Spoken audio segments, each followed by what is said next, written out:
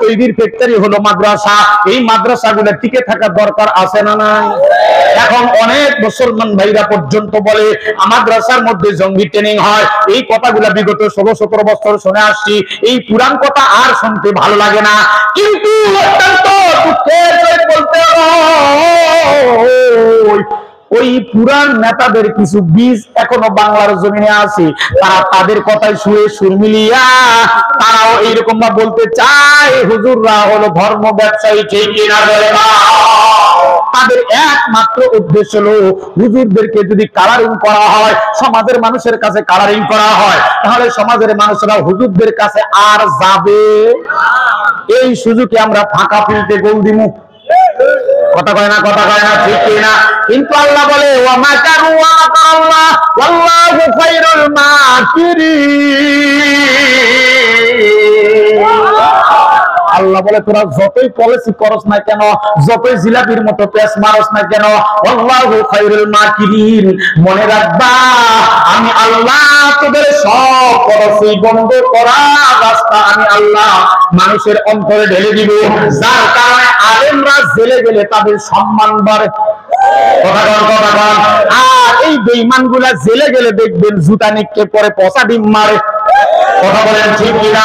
কিন্তু বর্তমান দেখা যায় যে ফাসিস্টের উদ্যতন বড় বড় নেতা গত কয়েকদিন আগে ট্রাইব্যুনালের মধ্যে তাদেরকে হাজির করা হলো, নতুন নতুন জামা কাপড় পরিয়া, হাতের মধ্যে কোনো হ্যান্ডকাপ নাই, গায়ে সুন্দর জামা, মুখের মধ্যে মুচকি হাসি, চোরের মায়ের বড় গলা, আকাম কুকাম যত আছে সব করছে, তারপরও তাদের মুখের মধ্যে হাসি। কিন্তু বিগত সময় দেখছি আলেমদের হাতের মধ্যে হ্যান্ডকাপ লাগানো, পায়ের মধ্যে ডান্ডা বেরি লাগানো, ঠিক কিনা?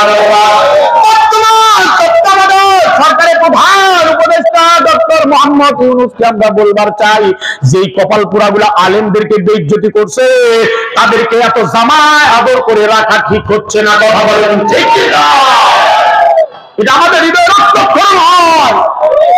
যারা আলেমদেরকে সমাজের মানুষের কাছে বেইজ্জতি করতে চেয়েছিল, আর এই চূড়ারা আজকে জামাই আদরে ট্রাইব্যুনালে ওঠে। পিচ্চি রফিকুল ইসলাম মাদানির কি এমন অপরাধ ছিল, ডান্ডা বেরি দিয়ে দিছে। আল্লামা শাইখুল হাদিস ইবনে শাইখুল হাদিস আল্লামা মামুনুল হকের কি অপরাধ ছিল, এইরকম ভাবে হাতের মধ্যে হাত পরায় দিছে। যে মানুষটা আপনাদের গাজীপুরের সন্তান সারা জীবন মানুষকে জান্নাত জাহান্নামের ওয়াজ করায় করায় মানুষদেরকে জান্নাতমুখী করছে, নামাজিওয়ালা বানাইছে, আল্লামা খালেদ সাইফুল্লাহ আইয়ুবী রমজান মাসের মধ্যে ইফতার সামনে নিছে, সিহরি সামনে নিছে, এই কপাল পরারা সিহরি পর্যন্ত খাইবার দেয় নাই। কিন্তু আজকে বাংলার জমিনে জুলাই অভ্যুত্থানের পরে বাংলাদেশের মানুষ সব এখন উর্বর হয়ে আছে। এই নাস্তিক মুরতাদদেরকে শায়েস্তা করার জন্য, জামায় আদর করার জন্য নয়, ঠিক কিনা?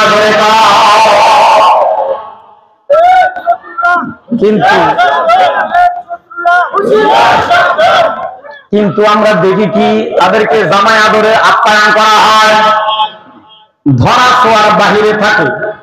আল্লাহ রাব্বুল আলামিন বলে যারা কোরআন অনুযায়ী জীবন যাপন করবে আমি তাদের সম্মান বাড়াই দেব। আল্লাহ